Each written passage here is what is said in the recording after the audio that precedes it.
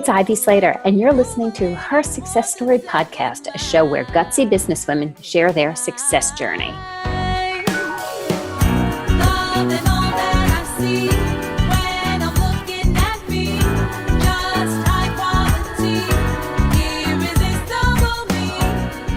Hi, everyone, and welcome back to another dynamic episode of Her Success Story. And thank you for joining me. Again, I would encourage everybody who likes what you hear on Her Success Story, subscribe so you get notified when our episodes drop on Monday mornings, as well as leave us a note, leave us a review, let us know what you want. So today I am being joined by an amazing, dynamic, and brilliant woman. Her name is Tessie San Martin. She's president and CEO of Plan International.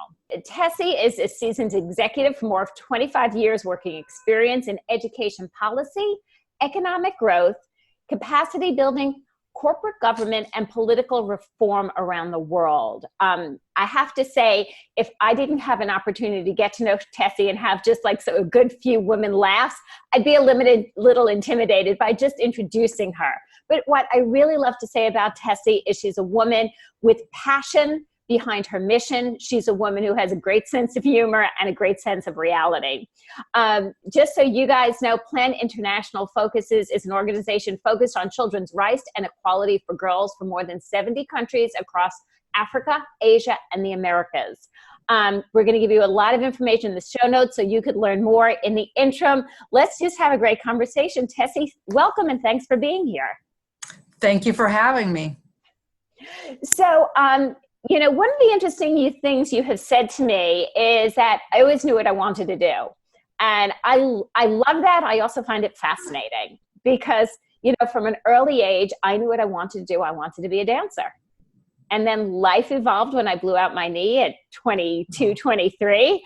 And I could have never seen myself doing what I am today. First of all, I didn't know what coaching to me at that point was coaching dance, let alone coaching and consulting today. Share a little bit more of when you said, I always knew. What was that like? And what did you know? And what didn't you know? Well, so it's an interesting story, and I'm not even quite sure how this opportunity came to me. But when I was in high school, so maybe not always, but since a very early age. So I had this opportunity when I was a sophomore. I had completed my sophomore year in high school, I think. And it was to join this organization called Amigos de las Americas. It's based in Houston. And at the time, this was a while ago, they would take young volunteers from around the United States and send them to different countries in Latin America to vaccinate children. Wow. And adults. And actually, as I talk about this, I'm going, really? Taking young people to vaccinate. But anyway, that's what we were doing at the time. And, and you had to sort of raise your own funds to take yourself down there. But, they actually was a serious organization. They had agreements with ministers of health.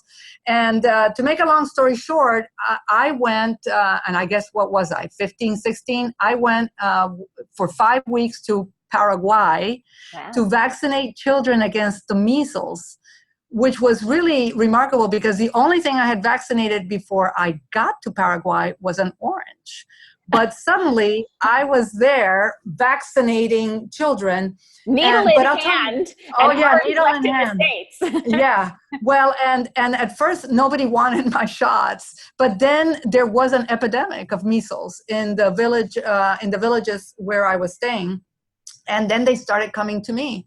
And I vaccinated several thousand kids and keep the cold chain and make sure that the vaccine was okay. It was actually an amazing experience. I came back the following year. They hired me then at that point as a supervisor, supervising other kids that were vaccinated. Now that you're 17. And now that I'm 17, and then at 18, I came back and I managed an entire program in the western part of Honduras. Wow. And I had, 5, 6 people reporting to me and 40 volunteers that were throughout the country. So listen, I learned, that was it. I had the bug. How fascinating to have an opportunity to work in these countries to provide something that can really make a tangible difference So it was this idea of having an impact and making a difference. And, the other thing I learned about myself, I kind of like management. I kind of like the, figure it out, organize the people, motivate the team, figure out the logistics. I learned that too about myself. But at the age of 18, I felt with those experiences under my belt that I knew exactly what I wanted to do. And I was going to figure out how to do it. So in the figuring out how to do it, and I have to say, what's interesting is you got a taste at 18 of management, which is amazing and fabulous. But then all of a sudden you go to college and you have a doctorate. So you went to college and then some. You then start at ground zero again. How did you say, okay, so I know I want to make a difference in this world. I know I'm committed to that. And then all of a sudden you're at some point in your 20s and you're about to embark on, okay, where do I get started now? Yeah, well, that's a great question. I think what I have found, and it doesn't work for everybody, but, I'm married to someone who's a real planner. He has to know exactly, I do this and then I do that. When it comes to, his career and whatever, I've never done that. I've kind of been open to possibilities and it's worked out well. So to your point, certainly while I was still in college, I was, I took interesting internships. They weren't only necessarily in international development, but I wanted them to have a theme where they were abroad in some way, right? Because I thought that was kind of important for my, for my resume, as it were. And then, just being open to taking opportunities as they come along. It's not always going to be a straight line, but as long as you know more or less where you want to go, ultimately, I think you're going to get there. One other thing, I think young people today, and I've got, two daughters, 22 and 24, and, they sometimes agonize, I think, too much about, well, should I do this or do that? I'm going, gosh, in your 20s, there isn't any irreversible decision, right, when it comes to your career. If you don't like it, do something else. Let's stop here for a second, because I think that's huge. Because I also have my kids in my 20s, and sometimes it's so easy to lead our teams and our staff, and then we come home and we're like, oh my dear, oh Lord, I now, am I supposed to be leading them or are they leading me? But you're so many pearls of wisdom. A couple of that is, in your early parts of your career, you need to just do. And that's what I hear you saying. And in doing denotes opportunity. Correct.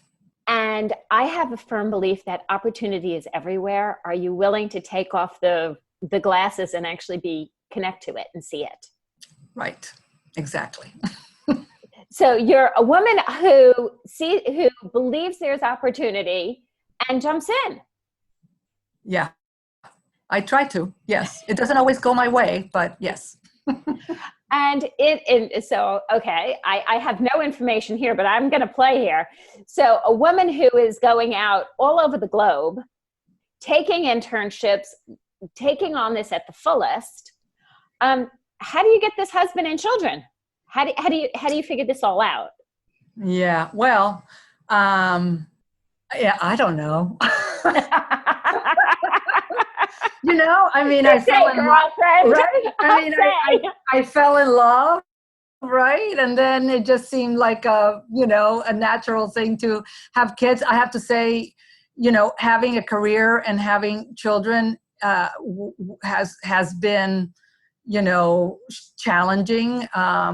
No question about it. I was a partner at Pricewaterhouse and PricewaterhouseCoopers, and pretty male-dominated place.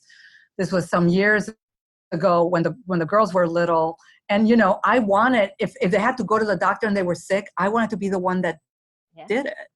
Plus, my husband was working for the government, and his job was a lot less flexible. And I have to say that number of times that I would tell, my partners, hey, listen, I've got a client meeting. When in reality, I was going home and I was taking the girls, to the doctor. And so my point is that, I wasn't confident enough in I guess in myself because in today's world, I think if you've got that situation, you can tell your boss. In those days, it wasn't quite as straightforward. And so it's been challenging because the environment for a woman executive, even in organizations that like to think of themselves as organizations that are welcoming, for women and families and so on are not necessarily so, or not necessarily so all the time.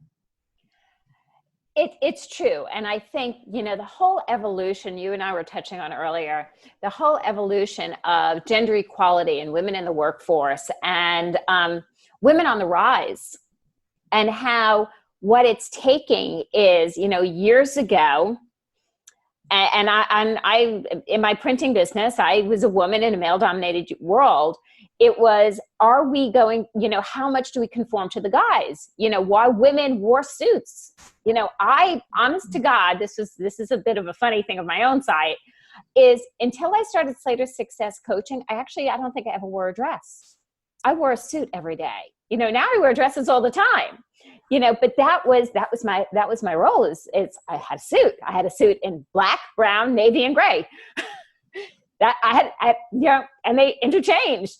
What are we seeing today? And I want to touch on a little bit of not just in the CEO and the corporate suite, but you guys did a survey about gender equality. And I want to bring this in because I think there's a bunch of layers here to explore of what we're seeing in a result of a survey, as well as what we're seeing now in changing is women as we rise up in management.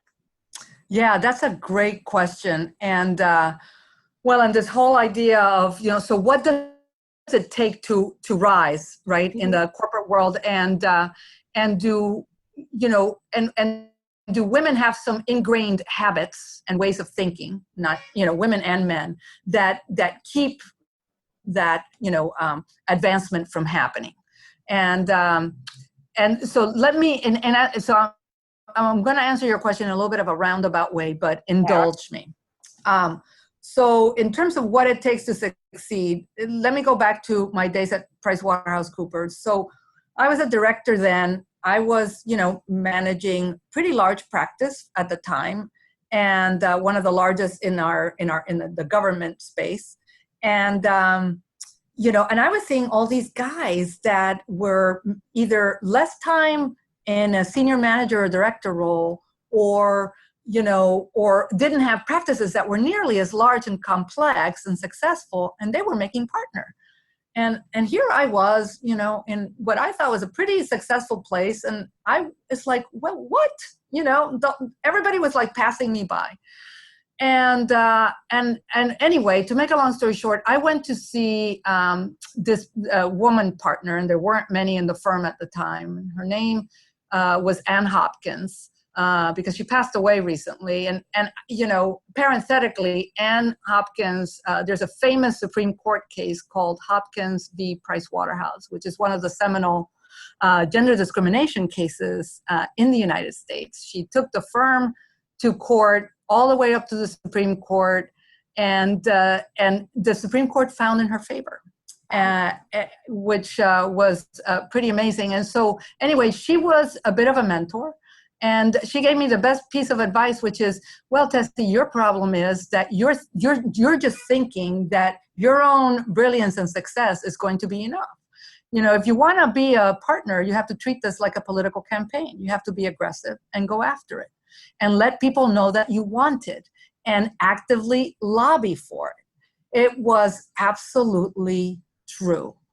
So that advice and that information is a game changer of, we have to lobby for ourselves. We have to campaign for ourselves. We have to let people know what we want, because if not, we're just another wonderfully smart employee doing the work.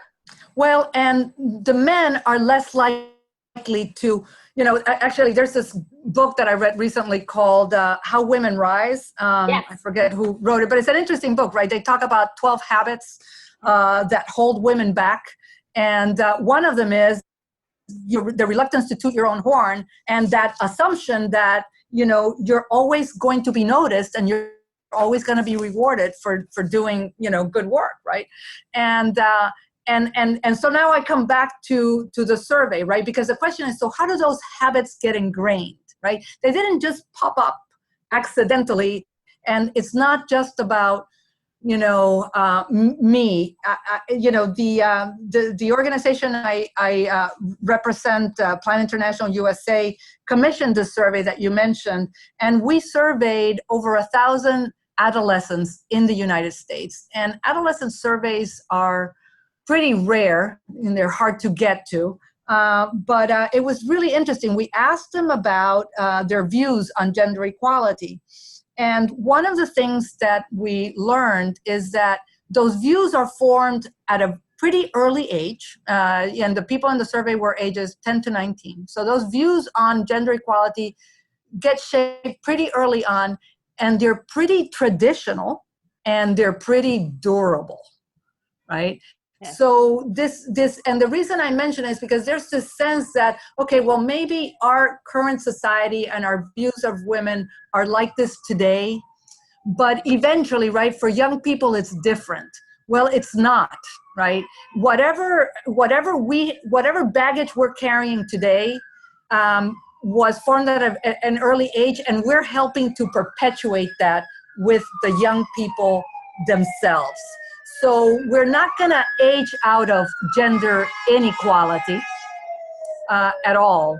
We're, if we want to change habits, if we want to change perceptions, it is the only thing that we can do is really be intentional about it and try to understand what are the cultural and societal norms that are working to make women think that, that they don't deserve this, or that they have to keep people happy, or that they don't want to step on toes. What is it that makes boys think that it's perfectly good and okay to be, more aggressive, that that's the only way to provide, to provide justification for your existence? These things are really complicated. And these habits that we have as women and men, and now that we're perpetuating with our children, are not going to get broken by themselves. I'll stop there. I've been on a soapbox. No, I happen to agree, and I'm seeing it. I'm seeing it in my daughter in her low to mid 20s. I'm seeing it. My son's girlfriend in her low 20s, and their friends who are surrounding it. I wonder, and I question, by more women like you've been, you've had that example of working motherhood. My kids have always had the example of mom running a business I became a business owner when my daughter was about a year older, and she's my oldest. So I don't think she really remembers otherwise. What are they taking away? What are they seeing? If it's more women who actually start creating a life that we do run businesses, run organizations, are CEOs of companies on a regular basis, and engrossed and entrenched in the C-suite, yet we still pop out and go to a doctor with our kids. At what point can we start turning this? Yeah, well, that's a great question. And I'm hoping that, my daughters have seen me, I think, struggle a little bit with that whole sort of work-life balance, which, I kind of cringe at the term because I don't think there's no such thing as that. I agree. There's work and there's life, and it is what it is. And they know that at times I have felt guilty about not spending enough time with her, right? I was, out in Kenya. So I missed a kindergarten circus, for which I've never been forgiven. That kind of thing, right? And but and in fact, the other day we were chatting about it, and I said, well, I always felt that there were all these moms that were always around, and I wasn't, and they both said, Mommy, we saw that. It's perfectly fine. We know that that's who you are. That's you. And we really admire, what you are. And we think that that's been, a great, a great thing, a great thing for us to see. So I don't want them to be like me. I want them to be like however they want to be. Yeah. And I don't want them to be trapped by whatever preconceived notions they or others have of what they should be. I want them to discover that on their own. There was somebody, I was at an event this past weekend by a bank, and I was invited as a guest with my husband, blah, blah, blah, blah, blah. And it's a huge amount of women in leadership at this organization. And one of the interesting things was the woman who invited me, when I was looking around for her on Saturday, I saw one of the other leaders, and I went over to her and I was like, oh, where is? And she goes, oh, her daughter made the playoffs in this varsity, blah, blah, blah, blah, blah. And so I am pitch hitting for her. So I sent her a lovely note, and she wrote back to me today. She goes, it was one of those mom decisions. And what was really great in the note she sent back, she goes, is the support from my team who actually said, yep, you belong with cheering your daughter on. We got this. We will, And I think there's a big lesson there to be learned. And Tessie, I agree with you. I think work-life priority is the biggest piece of BS I've ever heard. Oh, work-life balance. And what I've moved to is work-life priority. Because there's just times, that I have, I was on a business trip down in South Carolina where my son was doing this college application that was due at midnight, and my husband was about, and the everything was blowing up, and somehow it got done. And then there was times that I too was at most doctor's appointments, and I too kind of looked at a client and said, oh, I'm so sorry, I have a previous meeting. You put the phone on mute, and it's like, go, go, go, and whatever you're cheering for, whatever it is you're doing. I think there's a priority to survival and enrichment.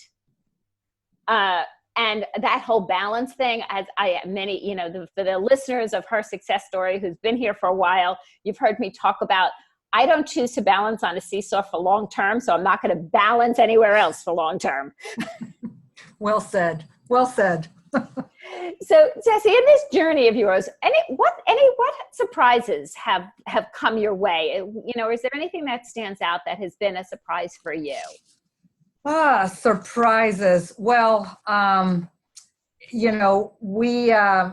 not making partner was a surprise. That was not a good moment. And like I said, I learned the importance of mentorship and really sort of mining your networks as it were. I've had any number of really interesting failures, even recently here at Plan, and I like to celebrate. And these are all surprises, right? Because we don't set out to fail, so failure is always a surprise.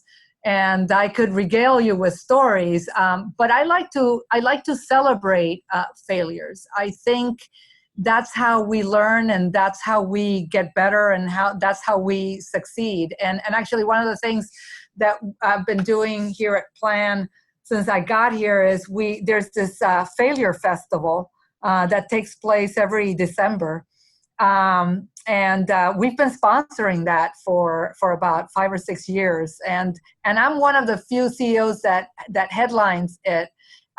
And I do it every year, not because I think I have more failures than anybody, but but because I think it's important to put out there the idea that failing is okay, and also do it with a sense of humor, because that's sometimes what's lacking, in all of this, right? So humor provides a certain perspective and a certain ability to sort of be less defensive and learn from the experience. So yeah, lots of surprises. Which one do you want me to tell you about?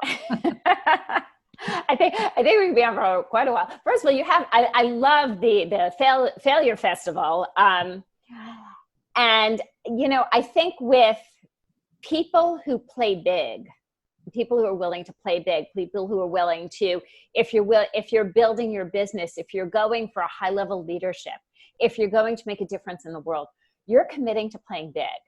And when you commit to play big, you're playing big at taking risks. And every time you do that, there's going to be failure. Or more importantly, if we shift that like mistakes to learning curves, it's like, okay, well, this didn't work. And there's been many a times if I'm building my own businesses, if I have clients or working with organizations and teams, of something doesn't work. But what you then can look at and evaluate from that, and what blossoms from that, is something that you could never have you could never have put together because you didn't have the insight beforehand. Absolutely. And look, the easiest thing to do is just the status quo, right? If you don't, try anything new, then chances are that you won't incur higher risk, but then you're not going to achieve anything different either, right? And one of the things that I've learned about myself is I have tried to pick organizations that for a variety of reasons were underperforming. One of the things that I've learned about myself is I like to take organizations that could do much better and take them to a higher level of performance. But that means by definition that you cannot continue doing the same thing, right? But because you're in a situation where everybody is recognizing that this is not a great thing, it does make the idea of changing and taking risk collectively easier for everybody. Because, the executive can't be on his or her own out there going, you've got to get people to sort of buy into it. And that the first step comes from recognizing that what you're currently doing isn't working great, and you could be doing much better. So as a woman leader, and you are, women who are navigating this journey, women who are listening and willing to see opportunity that is all around us, any tips and advice that you might want to share? Well, I think one of them I talked about, right? This idea of, the importance of, self-promoting. Yeah. Oh, yeah. That's a big tip, right? And building sort of your own network of support. I mean, networking is something that I do impress on, the importance of that on folks. And I love the way you phrase that, Tessie. You're building your own network of support. Yeah. Well, and if we go back briefly to that survey, I think women who have been successful have a specific responsibility to really mentor and be role models to others. Because again, we go back to the role model. We go back to what's shaping kids from a very early age in terms of their belief of what's possible. What should I be doing as a girl, or if you're a boy, what should we be expecting from you? And giving people an idea that there's something more or something different that you can be aspiring to is I think very important. And again, I do take that as a special responsibility. I think the last thing I would say is, and this actually is something that's also mentioned in that book that we mentioned earlier, is I think they say put your career ahead of your job. and not the other way around. Yes. And they say it in the context of, women tend to be very loyal. You love your team. You don't want to let people down. But as I said at the beginning, you have to be open to new opportunities and new ideas. If those opportunities come, you have to be willing to take that risk and maybe leave your job and leave your team so that you can advance yourself. And I think for women, I know for me, look, when every time I have left an organization, it's been with a little bit of trauma, right? Because it's your team, you've built it up. These are your people. How can you possibly go to something else? But if I hadn't done that, I wouldn't be where I am today. So right. That's just something else to reflect on. I love that. So Plan International, before we jump off, let's give a little overview and an education so our listeners can hit that Google, hit your website, and know what they're looking for and why you've aligned yourself with this. All right. Well, I aligned myself because, the mission did tug at my heartstrings, the idea of children's rights. As you mentioned at the beginning, we're very much focused right now on girls' rights and on this focus on gender equality. And this idea that if we want gender equality in this country or any, it's really more than changing laws or a marketing campaign like Just Do It. It really is, work that we need to do, particularly engaging the youth themselves in these important conversations about, who they are and what they want to be. And you can learn a lot more about what we're doing. You can learn more about the survey that I just mentioned if you go to plan4girls.org. So plan, the number 4girls.org. And also my Twitter is Tessie_plan. And those are two places that you can go to immediately to, get a little bit more informed about some of the great work that we do. Love it. And listeners, don't panic. It's all going to be in the show notes, so you could just click. You don't have to say, oh my God, was that FOUR or is it letter 4? It's in the show notes below. Because I know me, I would be on the train and scrambling here in New York City saying, oh my goodness, I want to click on that. Which was it? So we're trying here, guys. We give you everything. So you know how you find Tessie, how to follow Plan International. I love the difference you're making in the world. It was such a pleasure to meet you in person a while back, and to be able to continue to stay in touch and have you here today. You're a woman after my own heart, a leader of among women, a mom, and God bless you, girl, a woman with a sense of humor to get through this all. Thank you. It's been, actually, this has been a lot of fun. Anytime. Thank you. Listeners, remember, subscribe to Her Success Story. We have amazing, dynamic interviews. I'm still on such a high with this conversation with Tessie. I can't even get my own notes out. We have great conversations with women leaders of all strengths, all parts of this life.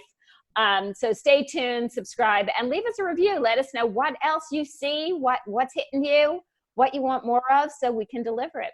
Thank you again, Tessie, for joining me today. Well, thanks a bunch. Bye.